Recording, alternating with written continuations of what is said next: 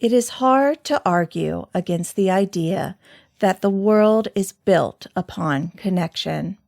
From the tiniest atoms to nature and even technology, everything in our world depends on its relationship to others. Studies into human relationships tell the incredible story of the power of connection. Positive, healthy human relationships are linked to better mental and physical health outcomes. In today's busy world, we are asked to connect to others on a regular basis. And yet, there is often little understanding of the vast impacts our interactions have. Welcome to Season 2 of NFCC's Guide Through the Seasons of Mental Wellness, where we dive into some of the most common, as well as a few overlooked, relationships we experience in a lifetime. I am your host, Tracy Lehman, and I am honored to be a part of your day. Let's get into today's episode.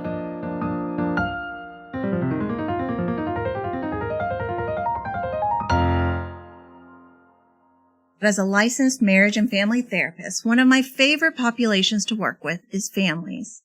In particular, I really enjoy working with families who have experienced a divorce and families who are blending or merging two households. Since the 1960s, the typical nuclear family structure, two-parent, legally married households with children, has evolved and is no longer the norm. More and more, we see single parents who have divorced or never married and blended families with a range of children's ages. So why do I love this population? Because a functioning co-parenting relationship and a healthy blended family system can be some of the most beautiful and fruitful situations for all involved. For those unfamiliar with this term, a blended family involves adding new members to an already formed family system, like step-parents and step or half-siblings. While there are many myths around the harm of divorce and step-families disrupting a child's development, research has actually sussed out that a system of effective communicative relationships can actually aid children in learning to navigate life in healthy ways. Across the board, communication and respect are key to this success. So how do we create these systems and ways of functioning? How do we manage existing hurts and fears? Here to discuss this and much more is one of NFCC's newest counselors, Donyé Smith. Donyé is a licensed professional counselor associate with a bachelor's degree in psychology from Baptist University and master's degree in clinical mental health counseling from Lamar University.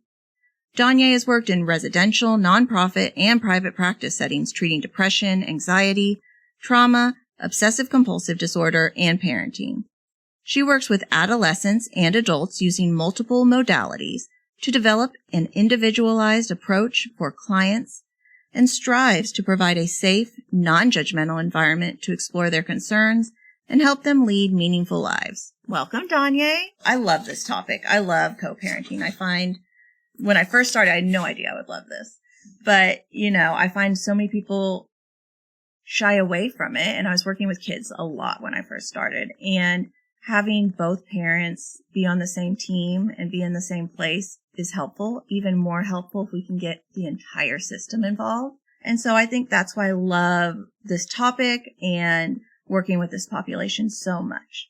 And I think every time we discuss these topics, the listeners always want to know what our connection is to the subject.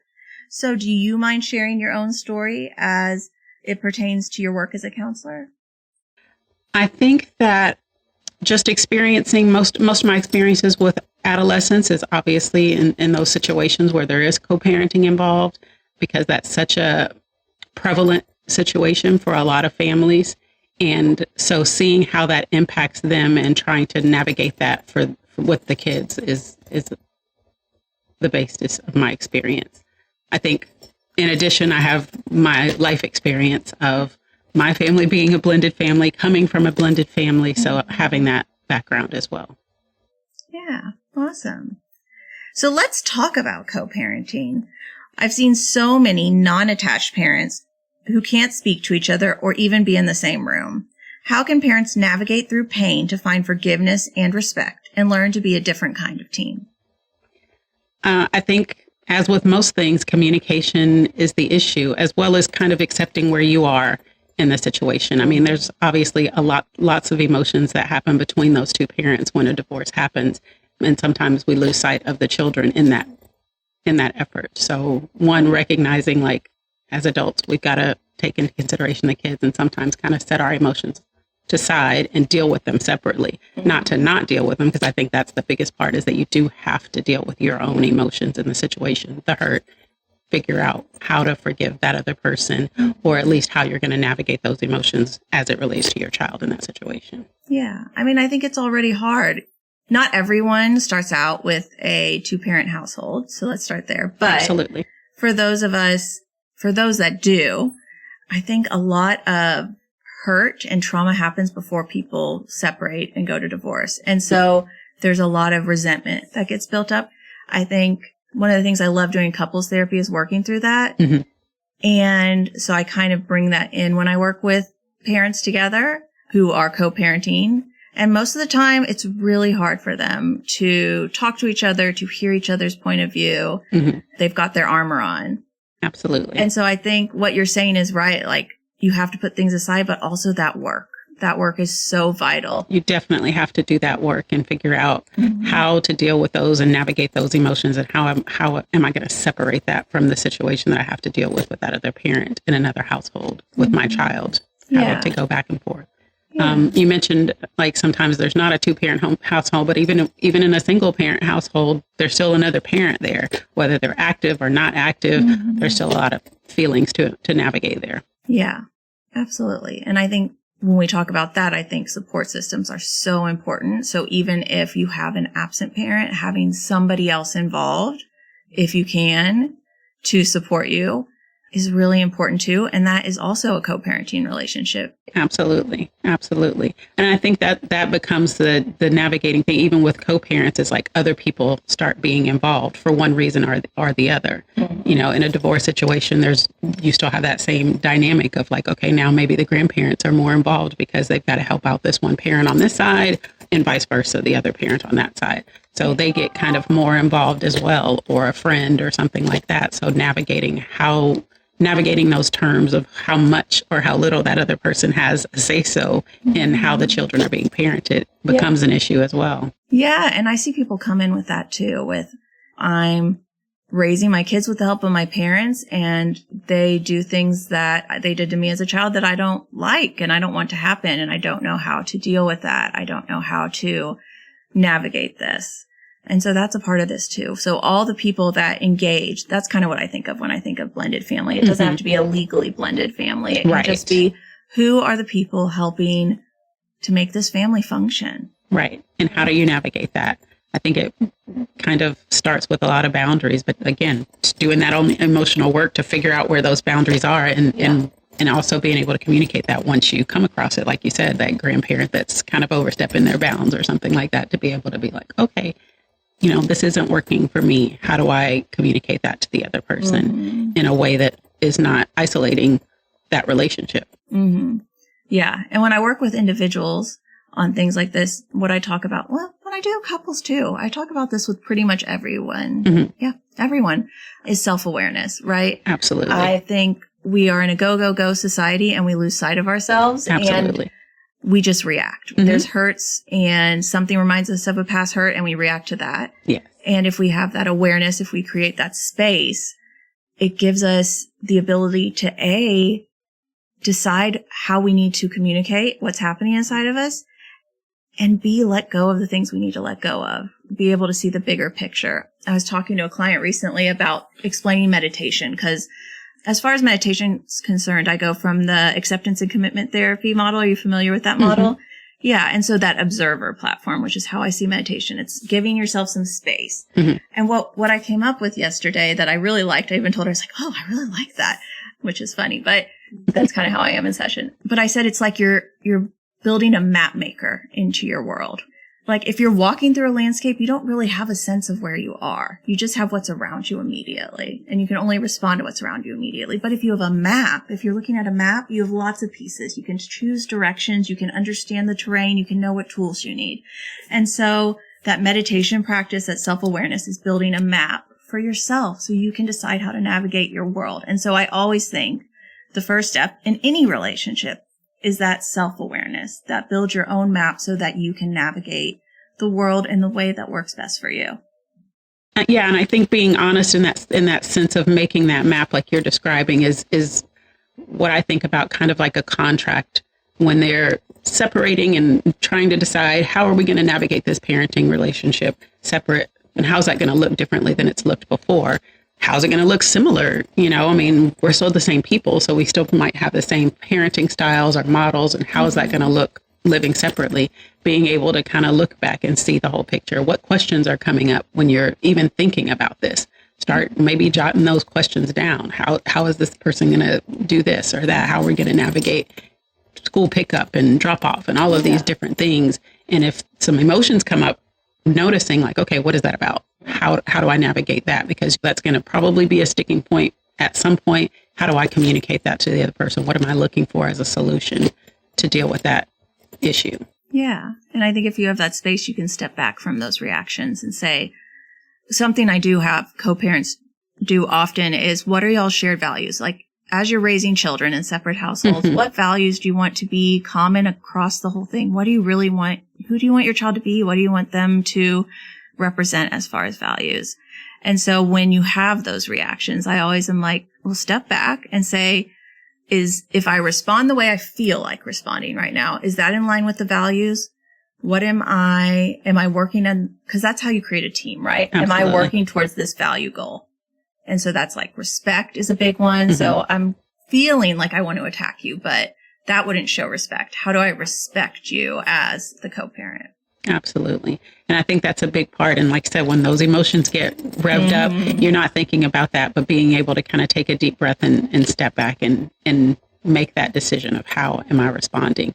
Is this the best example that I'm trying to set for my children? Is this going to enhance the relationship or damage the relationship? Absolutely. Asking yourself some questions before you respond to that. Yeah, exactly. Okay. So when it comes to blended families, there's a lot to unpack. A lot of the research I read said things are the most difficult when a custodial parent enters into a new relationship. Why do you think that is? And how do we offset this? I think it's more of what we've been talking about as far as the emotions. Once another person comes into play, there's a lot of emotions that come up. Is that child going to like this new person more? Is that person going to be a better parent than me? How much involvement is that, or control is this person going to have? Is this person going to be around long term? Is this just a person that's going to be fly by night? And is my co-parent making a positive decision and those types of things? Yeah. So all of these emotions get revved up. And again, you're then responding instead of reacting. So stopping and accepting, like, okay, where's all this coming from? Is this my stuff? Is this his stuff? Where is this coming from? How does it impact my child? Yeah. And how do I navigate that? Mm-hmm. Are they transient? A lot of times it's like, okay, they're dating, or sometimes it's even too, it's like, okay, well, is that other parent going to be a better partner for them than me? It's like all these different, swirl of emotions. Yeah. And I think that, you do have to stop and like, okay, what's the point here? What do I want? And again, part of that, almost contractual or making that map is like looking at, okay, I'm bringing up all of these concerns. But like I said earlier, it's like once those emotions come up, you have to stop and say, okay, what's the solution to this? Mm-hmm. What is the issue that I'm having? And how do I set boundaries around that? So maybe asking the parent, okay, well, if you're just dating somebody, can you be dating them for 6 months or a year before they get to actually meet our child? Mm-hmm. Discipline-wise, can you not have them whatever the issue is that it's bringing up emotions for you, try to address that. Because I think communication is one of those big pieces. And sometimes that's the hardest piece of it with the emotions is figuring out how to communicate. Yeah. And I think when you find another partner, and I mean, we've all dated, most of us have, I don't want to say we all have, that's a pretty big assumption, but people come in and out of our lives. And I think we can get really wrapped up in the desire to not be alone, the desire to have another person, and just the romance, that honeymoon stage. Mm-hmm. And it can make us go really fast paced. Absolutely. And so I think, again, that awareness, but also if you have a good co-parenting relationship with somebody, being able to slow down and navigate what are our rules, what are our boundaries. Absolutely. and also having that conversation with that new partner, right? I have a child. This is how our system functions. I want to know where you stand, what your goals are, kind of thing. Right. And kind of figuring out, okay, I'd like to take it slow, kind of weaving you into the process. I have another person, a co-parent, to consider how they're going to feel about things. So we have to figure out where that boundary lies. How much or little influence is the other co-parent going to have on the situation? And then as that person, recognizing when you're having those emotions about this new person coming in, figuring out how to, figuring out how flexible you can be in the situation, and also navigating how much control you have over another situation, accepting that you can't have full control over that other situation. You can have some input, but you don't have control over that other situation. Yeah, absolutely. And I think, if one person chose to leave the relationship, there can be also jealousy that arises and things like that we really do need to work through on our own and come to peace with, whatever that looks like for us. And then on the other side of things, I think recognizing parents put so much pressure on themselves, and we get so stressed out about who's being introduced into their lives and what influence they're going to have. But really, we are the models. And when people talk about having stability, it's about you having stability as the parent. People are going to come in and out of their lives for their whole life. Right. And this is an opportunity to show them how to respond to that. So even if what I'm trying to say, I guess, is to any parent out there struggling with this, recognizing that there's an opportunity to teach your child how to be functional, even if a person is transient in their life. Absolutely. And I mean, that they experience that anyway with teachers and things like that. They get different teachers every year and things like that, and friends come and go. So yeah, it's really important. I think another thing that comes up is a part of divorce is so much shame. And so trying to get everything else right because I didn't get the marriage right then brings up all these other standards that I have for myself and my parenting and all of these things. This lifestyle that I'm trying to present for my children, and recognizing again that flexibility of knowing that part of life is being flexible. And even if things don't go exactly as you plan, that you can shift and make those adjustments to adapt, and being okay with, like you said, that parents putting so much pressure. It's okay, I already got this wrong. I've got to get everything else right.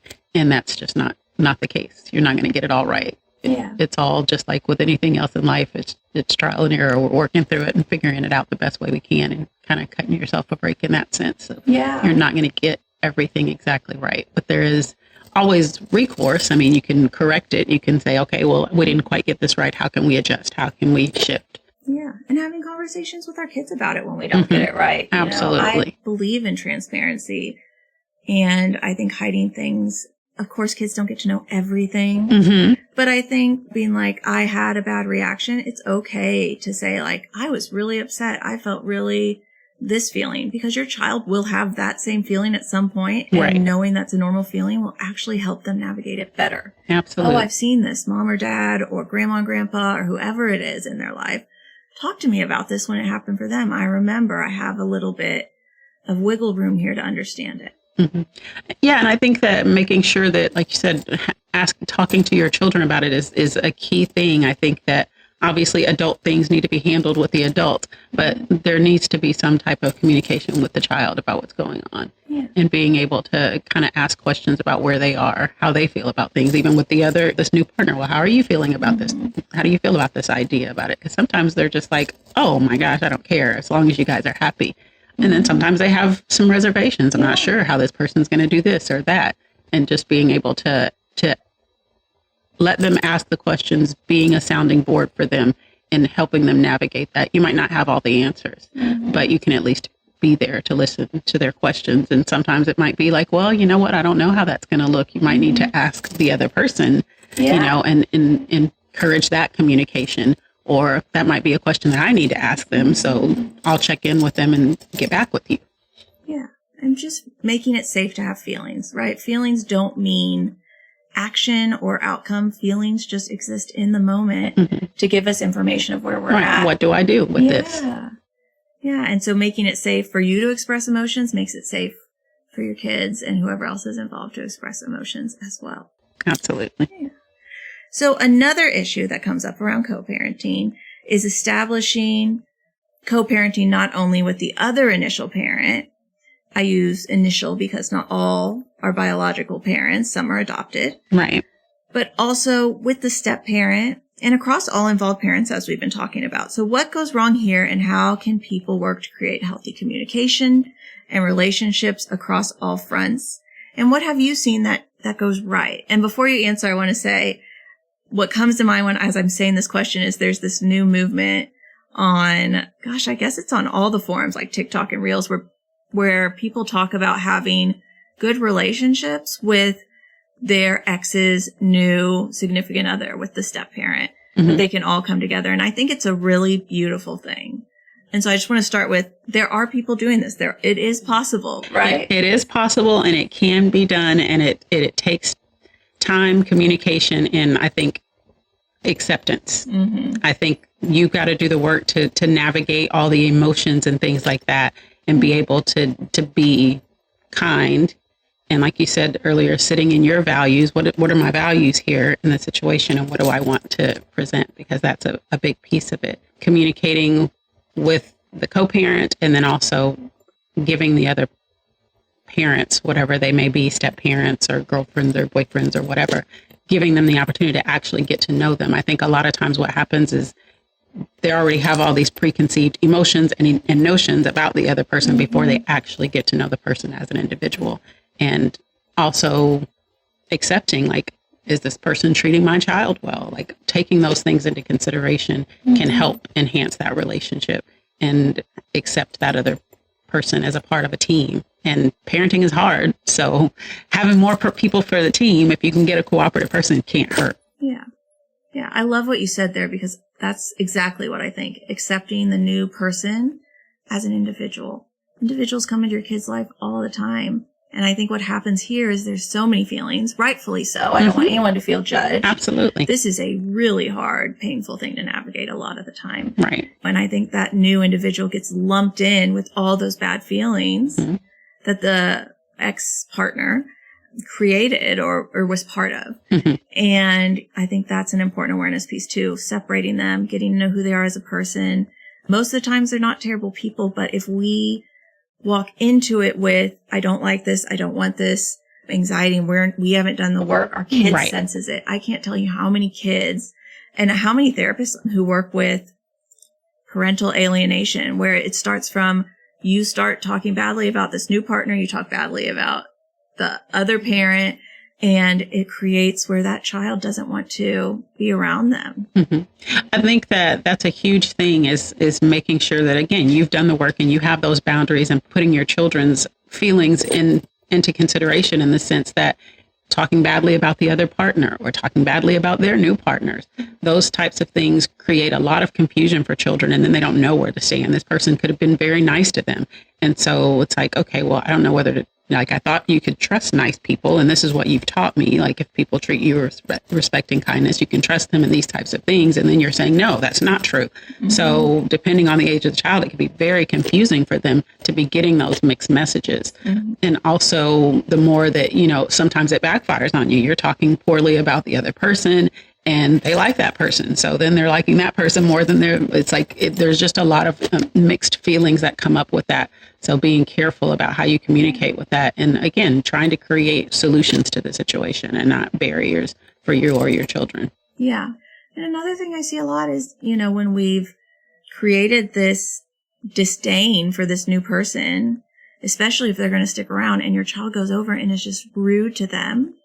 And of course, they should be doing their own work too and recognize it's a child, but it's hard. That is hard, right? It's already uncomfortable. You're trying to step into this new role in this new system. You're not trying to take anyone's role, hopefully. I don't know everyone's intentions, but hopefully you're just stepping into a new role and trying to navigate it because you found somebody that you really care about, and and I feel like they go in really caring about having a relationship with this child. And when these children turn on them, it's really hard to get that back. Absolutely. Right. And so it almost creates an unhealthy and toxic relationship that didn't have to be. Right. Because now the child is behaving a certain way and I can't trust them. So I don't know how to respond, or I want to pull away. So then that just is creating more of a barrier. Or now this parent is like, okay, well, you don't care about my child. And it's like, just creating additional confusion that, like you said, didn't have to be there. Yeah. If we could just be open and communicate and deal with our stuff too. Yeah. Because I don't think anyone out there wants to be the evil stepmother or evil stepfather. I don't think people walk into it, or evil step siblings. I don't think we walk into these situations like that. Mm-hmm. Absolutely. I think that most people have good intentions. It's just that depending on whatever the situation is, and I mean, obviously we all come with our own emotional situations. Mm-hmm. So who knows what that might be triggering for that other person once you've set that off. Yeah, exactly. Yeah. So I think it's about letting go, grieving, that self-awareness, coming to terms with what you need to come to terms with, and really separating that new person in your child's life and that new relationship from the other feelings you might have about the partner. I think that grieving, that word stuck out to me when you said that, because that's a big part of it that people always see like grieving as a loss of a person or a pet or something like that. And they can wrap their minds around that. But sometimes relationships, people don't recognize that you are grieving the relationship. And that process has to happen for you to be able to move on. And so accepting that sometimes some of those emotions are that you haven't finished grieving that relationship. Whether you wanted, it might be the best thing for both of you that you got a divorce. But it's still the loss of a relationship. It doesn't matter whether you've agreed upon it, whether it was amicable, whatever the situation is, it's still a loss. Yeah. And I think grief is anything that you have to accept that's new, that you weren't accepting any change, or that you weren't ready for any change, right? And our kids are grieving too. And grieving isn't bad. It doesn't mean this is all terrible. It just means they're adjusting and they're learning to let go. Yeah, they're learning to let go of what was and find a way to open up to what's new. Yeah. Okay, so expectations. Let's talk about expectations for a little bit. Expectations are often a barrier in situations. No matter who we work with, unmet expectations can almost always be identified as a potential issue. What role do you think this plays in blended families, and how can we learn to develop a more flexible mindset? I think it plays a huge role, because probably the divorce was related to unmet expectations to begin with. So then you're walking away with, now I'm still stuck with these unmet expectations. That's why we got the divorce. Yeah. And now I have to figure out how to navigate that with this person that didn't meet my expectations. So figuring out how, again, dealing with your emotions, what are those expectations? What are those emotions that you're dealing with?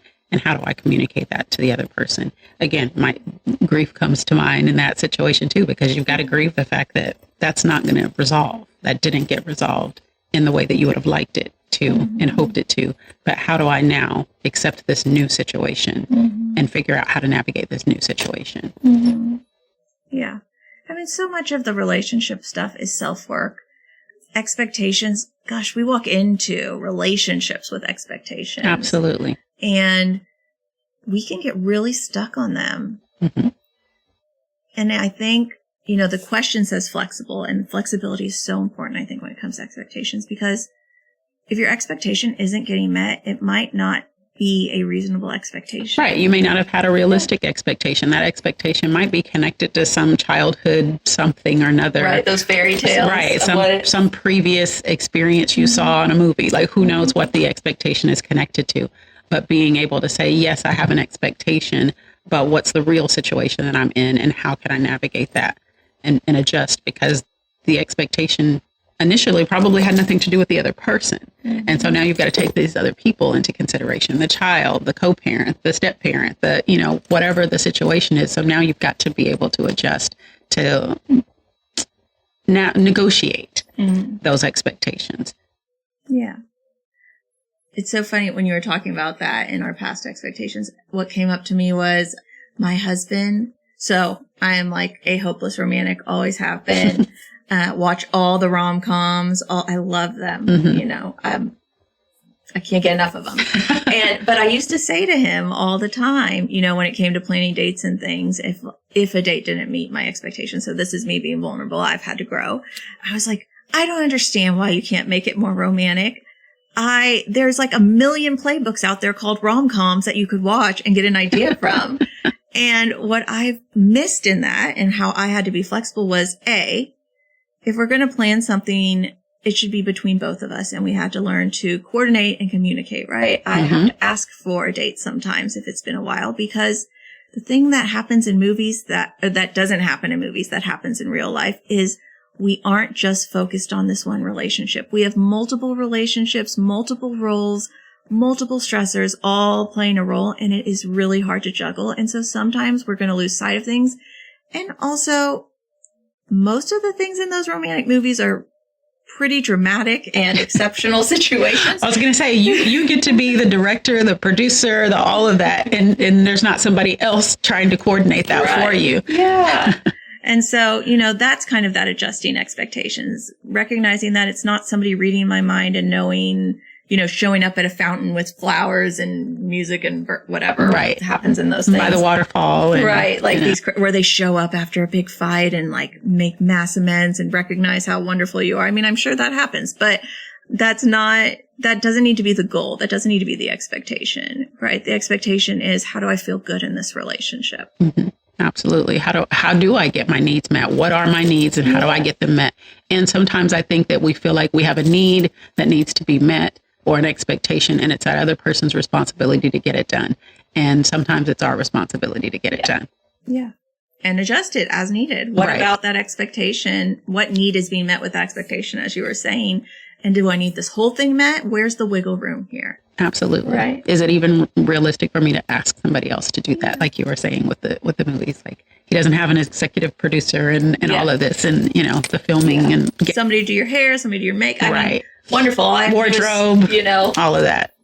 Play out this relationship, but there's a lot more to life than that. There's a lot more going on. And I think that gets missed, that gets lost when we put these really large expectations uncommunicated on others. Right. And I think that's the big thing is that uncommunicated too is yes, being flexible, but also communicate so that person can say, oh, okay, well, yeah, I can do this, but maybe not this. And you may say, oh, well, that's perfect. That's, that meets my needs, even though it's not exactly the picture that I had in my mind, but being able to communicate that. Yeah, exactly. And I think that is flexible expectations. And, this isn't just within that, romantic relationship or co-parenting relationship, but when new people come into our lives, or how we expect, even the expectation of what our child's life is going to look like, right? We have to make adjustments. We have to recognize that there's pain there and there's grief there too. There's grief and loss of not meeting an expectation, right? Right. We all want these perfect worlds for our kids and our families, and that photo that you see in the store in the frame of this perfect family on the beach. And that can be the case sometimes, but that's not really ever giving you the full picture. Absolutely. You get that snapshot into somebody's life when you see that picture, and you don't know how much effort it took to get the picture just right, and how many shots that takes. And that's life. That's the life, is that things take several tries to get something right, and that's okay. Yeah. And that it doesn't have to be this nuclear family system, that we can make big, beautiful families of lots of people with lots of different strengths and growth areas to bring to the family. And that's all just as beautiful. Yeah. And with the right support, if the goal is to have healthy, happy children, that can still happen. Maybe even giving them some more expectations about life and changes and tribulations that you experience in life, and how to shift and adapt. Yeah. And recognizing your expectations aren't somebody else's. So if you do have the expectation that you're going to be best friends with the step parent or whatever, that step parent also gets to choose and has expectations of what things look like and fears. And so that also requires a lot of communication and a lot of patience.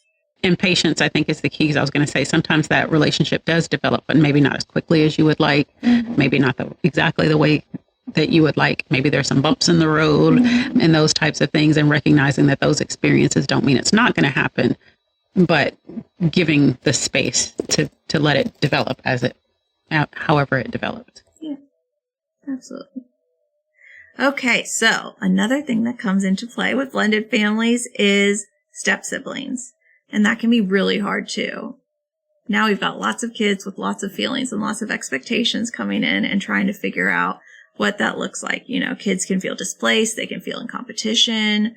They can act out their hurts over their losses on the new parent, on the new siblings. Lots of projection can happen. So how can we prepare them for that? And how can we help them establish healthy communication and relationship skills and support them in the family system? I think to start, whatever the example is that we're setting is going to set the foundation and the stage for that. But I think initially being able to communicate with them, let them to be a part of, I mean, a lot of times I think that we think children just kind of come along with the package. Whatever I'm experiencing, they just come along and they'll adjust.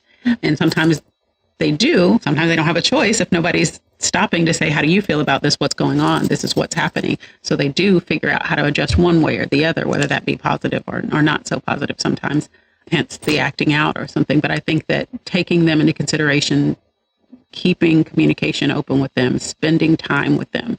Maybe if there's lots of children involved, you might have to see which ones get along the best and have outings with those children so that they get some time, spend one-on-one time with them, find things that individual child likes to do so that they still feel special, and then help them navigate the relationships if they get complicated between siblings and things like that, step siblings, helping them navigate that, and by helping navigate that, I mean, maybe sitting them down together and helping them have that conversation. The same as, what are the expectations? What are you trying to communicate to this other person? Mm-hmm. Those same things that we're talking about with your co-parents and all of that stuff, helping them navigate that, helping them see how that works.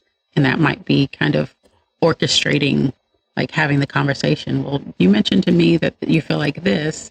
Well, I wonder what they're thinking or what they're feeling, and asking some questions about what the other person is feeling and thinking and how to communicate that with each other. Yeah. Yeah. You said choice, and that really rang a bell for me, because really, when it comes to family, there are very few places that we have choices about who gets to be it, right? Absolutely. It's so funny to me when, somebody gets a step sibling and they're like, well, I didn't choose them. And I'm like, well, if your mom had a baby with your dad and they were still together, or however that would work, you wouldn't have chosen them either. They would just be. Right. Right. And I think across the board, we have to recognize that we don't get to choose all of this. Mm-hmm. Something that kids, I think, have a really hard time with, and I think adults too, is feelings don't mean action. Feelings like, if I'm hurting, something's hurting me, it doesn't mean that the solution is going to be that thing is going to be changed. But it does mean that somebody's willing to hear that it's hurting me and understand it. And I think kids, that's a really important thing to teach our children, because the answer is not going to be, I'm going to divorce your step parent because you had a bad day, or you didn't get along, or you don't like the step sibling. Yeah. But the answer might be like, I get what that's like to feel that way. Right. And sometimes that's really important for us and for those children to know that they're heard. And that's, what I was saying. Sometimes they just kind of get picked up and drug along, and that you have to adjust. And just the simple act of them being heard sometimes is helpful. Yeah. Yeah. For all of us. That's, again, that transparency, like not telling them everything, but making it safe for you to have your feelings and them to have theirs. And they don't discount each other. It's not like you hurt me, well, you hurt me first kind of thing. Right. It's, oh, let me learn about that hurt. And then maybe there'll be room for you to hear about my hurt, and we can both feel heard and understood a little better. Absolutely. I think the important part of that too, an important piece of that is, sometimes this is kind of where things get a little complicated, because the one child might go to the other household and be like, well, this person did this over there at the other household, and figuring out between the parents how we're going to navigate that. Because sometimes it's like, I bet you that's really tough, and that seems really difficult. Maybe you need to talk to them about that, as opposed to getting in the middle of it and making it more messy. Mm-hmm. Yeah. Yeah. I agree 100%. I think another thing we do is we like to do instead of, that saying is so old and cliche, but I feel like we have a really hard time with it as parents. It's the give a man a fish, he'll eat for a day, teach a man to fish, he'll eat for the rest of his life. That's relationships, right? Teach our kids and teach ourselves how to navigate relationships. No one's going to rescue you from relationships. Right. Right. And so maybe it's they were really mad because their new 3-year-old step sibling broke their favorite toy. And we say, gosh, that sucks. I know. That's a really hard thing on getting the information and maybe even having the kid maybe come to the conclusion that was an accident. And also, what solutions does your kid have for Absolutely. navigating it?